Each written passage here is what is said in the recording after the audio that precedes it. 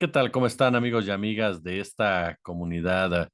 Pues en este escenario político electoral comienzan y siguen moviéndose diversos intereses que de una u otra manera buscan influir en el resultado final de la silla del águila, ya sea con aportaciones de votos, ya sea precisamente encandilando a alguna de las candidatas o el candidato en ciertos posicionamientos que tarde o temprano les traigan algún tipo de beneficio e incluso, por supuesto, tratando de lavar su imagen. Enrique Peña Nieto, lo platicábamos el día de ayer, si no mal recuerdo, reaparece en una entrevista con el periodista y analista financiero Mario Maldonado. Una entrevista que se convertirá en un libro, si no mal recuerdo, y que ha generado ciertas reacciones que vale la pena profundizar porque de una u otra manera, fíjese lo que son las cosas. Hay personajes involucrados que hoy por hoy están jugando del lado de la oposición y están buscando la anulación, sí o sí, de los comicios. Por más que organicen marchas, por más que públicamente reposteen a favor de Xochitl, ellos saben perfectamente, y lo saben, que han tomado la decisión de judicializar las elecciones y llevarlas al Tribunal Electoral del Poder Judicial de la Federación para que éste de una manera u otra tome la decisión de descarrilarlas. La justificación es que el presidente de la República se involucró con sus declaraciones desde la mañanera. Ya profundizábamos sobre este tópico y por qué consideramos que no alcanza esto para poder echar atrás un resultado que hoy por hoy, llegando ya a la mitad, digámoslo así, del proceso oficial, ¿no? Rumbo a la silla del águila, pues parece más que definitoria, aun y cuando falta un segundo debate que diversos analistas, diversos expertos han dicho que es a este sí de vida o muerte para la señora Xochitl Gálvez, políticamente hablando, a tal grado que incluso, ¿no? Según declaraciones del propio Mario Maldonado, dentro de su equipo, Alejandro Moreno, Marco Cortés, Jesús Zambrano, pues ya abiertamente le pusieron un ultimátum, ¿no? Le dijeron, ¿sabes qué? O mejoras en ese debate y lo ganas, o los recursos se trasladan directamente a la pelea por la Ciudad de México, diputaciones y senadurías. Es decir, te abandonamos ya, oficialmente, por lo menos en la cuestión económica. Con la finalidad, por supuesto, de revertir esta información que se presenta, ¿no? Tratando de controlar, ¿no? La ola de críticas y señalamientos que se dieron a raíz de lo que publicó Mario Maldonado.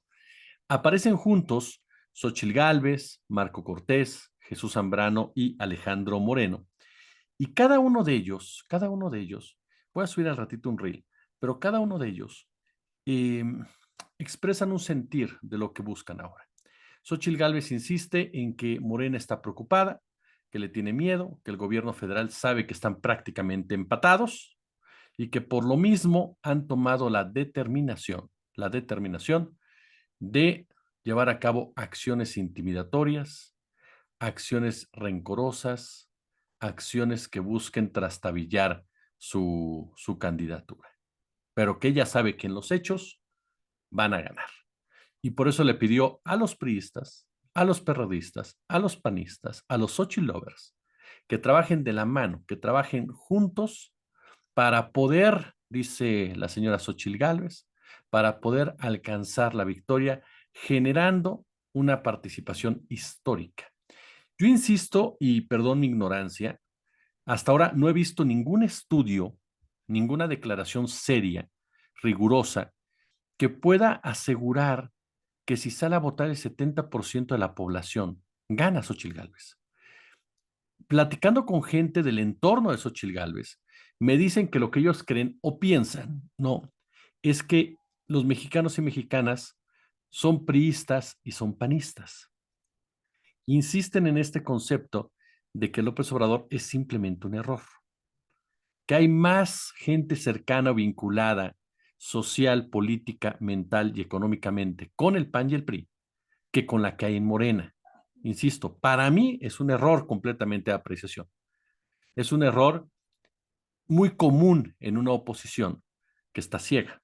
en una oposición que es la soberbia y la vanidad, les impide precisamente llevar o diseñar una estrategia realmente acorde a la realidad que vive este país. Pero el clasismo y el racismo son muy malos consejeros. Y el hecho de pensar o creer que la gente es tonta. Entonces, esa es la apreciación que tienen algunos de ellos, ¿no? Porque aparte otros dicen, es que por lo regular, cuando sale a votar cierta cantidad de gente, gana la oposición. Pero la diferencia es cuando un gobierno no da buenos resultados o un gobierno tiene niveles de popularidad bajos. Aquí no es el caso.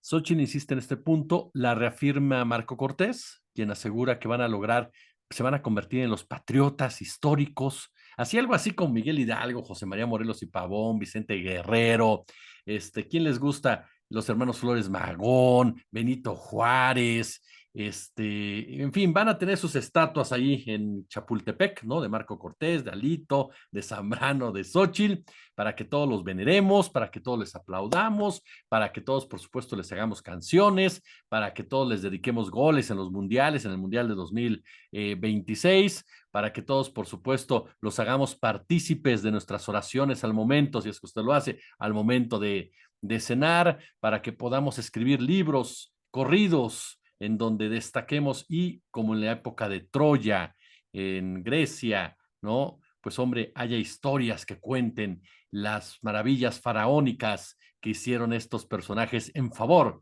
de la democracia. Eso es lo que dice Marco Cortés. Evitemos que gane y seamos patriotas en todos los sentidos. Y Alejandro Moreno, bueno, termina diciendo que Morena se basa en escuelas patito, cuando en realidad Massive Caller y México Elige, pues son dos encuestas basadas en el PAN, manejadas por expanistas, gente que ha dicho mi corazón late en el PAN, y todas las demás son las encuestas que históricamente han jugado en México y que con resultados o no resultados sí han tenido una mayor profesionalización, una mayor metodología y que se asumen con trabajos serios. Así de sencillo. Por ejemplo, está el caso de Rodrigo Galván de las Heras, de Demotecnia, que de manera enfática, pues fue el único que puso los números en torno a López Obrador y Peña Nieto, por ejemplo. Y hay muchas otras. El caso de Roy Campos en el 2018 también fue de los que puso los números claros. Está el caso también de Berumen. En fin, hay varias que están dando como ganadora a Claudia Sheinbaum, que ya en otros ejercicios electorales se han equivocado, pero en la mayoría han sido sumamente certeros. Entonces, y ojo, no se equivocan en el resultado final, es decir, en quién resulta ganador. Pueden equivocarse en porcentajes por varias razones, porque la gente dice una cosa y luego cambia, porque la gente luego se deja llevar por el boom, porque de repente se sobrevalora por parte de las mismas encuestas el nombre del candidato o candidata, ¿no?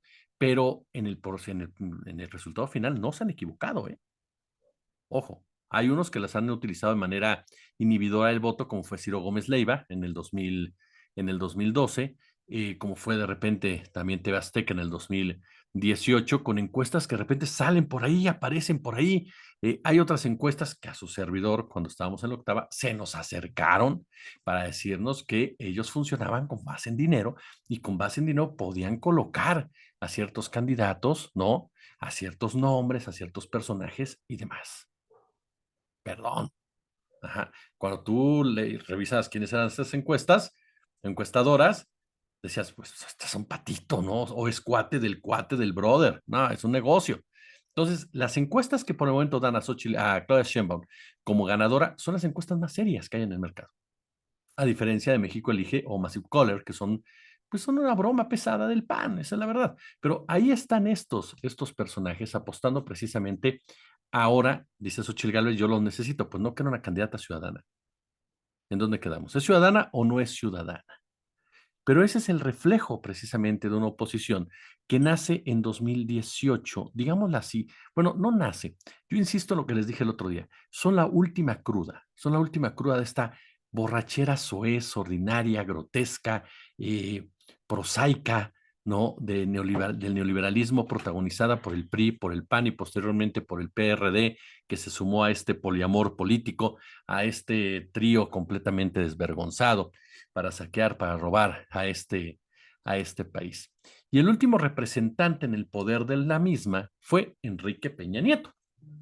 Enrique Peña Nieto, que lleva a cabo declaraciones que quiero compartir con ustedes, si me hacen el honor, por supuesto, porque creo que ayudan en muchos sentidos. A ver, mire, vamos primero, por supuesto, con lo que dijo Enrique Peña Nieto en esta entrevista directamente con el señor Mario Maldonado. Hay una parte donde dice Enrique Peña Nieto, ¿no? Que es investigado por la Fiscalía General de la República, que él buscará, ¿no? Va a presionar, dice, para que cierren esa investigación, pero cuando haya pasado la elección presidencial, antes no creo que la vayan a cerrar, han de tenerlo por si se ofrece. ¿A qué se refiere Enrique Peña Nieto? Como que si por si se ofrece, que lo están chantajeando, está siendo víctima del sistema o qué. Segundo punto interesante que plantea Mario Maldonado en estos pequeños fragmentos que han dado a conocer del libro, de que hubo empresarios y políticos que trataron de derrocarlo para convocar a nuevas elecciones durante su gobierno, ¿no? Esto ocurre antes de que yo cumpliera 2 años. Me querían chingar, me querían tirar, es lo que dice precisamente el presidente de nuestro país, ¿no? En esas épocas. Y entonces aquí uno se pregunta, los nombres, ojalá en el libro vengan los nombres, pero como no los conocemos ahorita públicamente, caemos en la especulación y ofrezco disculpas por ello. Pero uno se pregunta, ¿por qué quisieras tumbar a un presidente o derrocar a un presidente que gobernaba para las élites, que llevó a cabo reformas que beneficiaron a esas élites, que le dieron más poder a esas élites, que les abrió mercados como el energético, como el minero lo profundizó, el del agua? Hoy por hoy muchas de las reformas que llevó Enrique Peña Nieto y que apoyaron como focas muchos de los comunicadores que ahora, ¿no?, están del lado de Xóchitl Gálvez y cuestionan todo lo que hace López Obrador, fueron las que nos hundieron en un problema serio y que fastidiaron enormemente, por ejemplo, el ámbito laboral, con el outsourcing, la precarización laboral, la precarización salarial. Entonces, ¿quiénes son esos empresarios que querían chingar a Peña Nieto en la época en la que él estaba subido en esa ola de reformas, ¿no? Conocida como Saving México, según las revistas internacionales.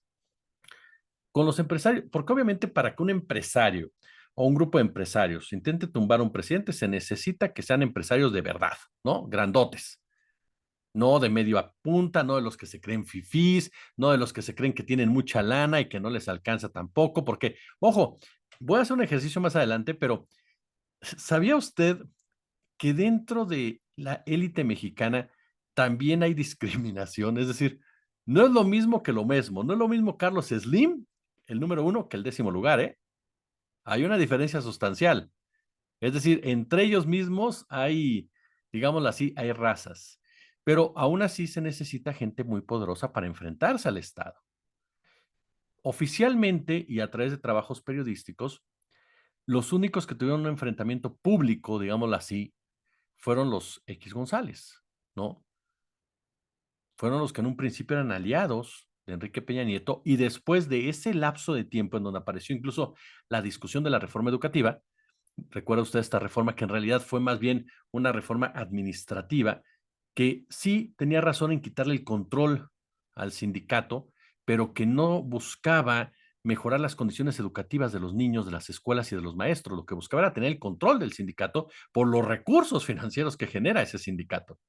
Y ahí estaba metido Claudio X González. Y ahí Claudio X González le pidió al gobierno federal que reprimiera a los maestros. Y ahí Claudio X González, ajá, quería controlar la educación pública para controlar la preparación de los niños y niñas mexicanos. Por eso se puso como se puso ahora con la nueva escuela mexicana, que con todos sus errores empareja la cancha. Y eso no les gusta. No les gusta para nada que un niño de educación pública tenga educación similar a la que se da a nivel primaria, secundaria en escuelas privadas. Falta mucho, falta mucho. Pero definitivamente este contexto de la nueva escuela mexicana empieza a competir en ese sentido y eso no les gusta para nada, ¿eh? Pero aquí el punto es que viene este rompimiento y hay muchas especulaciones del porqué de este rompimiento entre Claudio X González padre y Enrique Peña Nieto. Claudio X González, se lo decía el otro día, es un hombre que ha estado cerca del poder desde Carlos Salinas de Gortari, incluso poco antes, ¿no? Un poco antes, que se profundizó con Carlos Salinas, con Cedillo, que anduvo ahí con Fox, con Calderón, este Consejo de Hombres de Negocios, bueno, de Consejo Mexicano de Negocios, En fin, es un factor importante. Es más, en La inoportuna muerte del presidente, que es un libro que leyó Enrique Peña Nieto, por cierto, según sus palabras, se habla de un empresario que si usted lee ese libro de Alejandro Tomasini, va a ver a Claudio X González padre. Es Claudio X González padre. Échenle un ojo a ese libro, que yo no sé si Peña Nieto en ese momento, fíjese, ahora ligándolo, estaba advirtiendo una acción de esa naturaleza como la que intentan hacer, porque es lo mismo, en el libro. La diferencia es que ahí matan al presidente, pero lo hacen antes de cumplir 2 años y se mueve todo el mundo para evitar que el empresariado tome el control.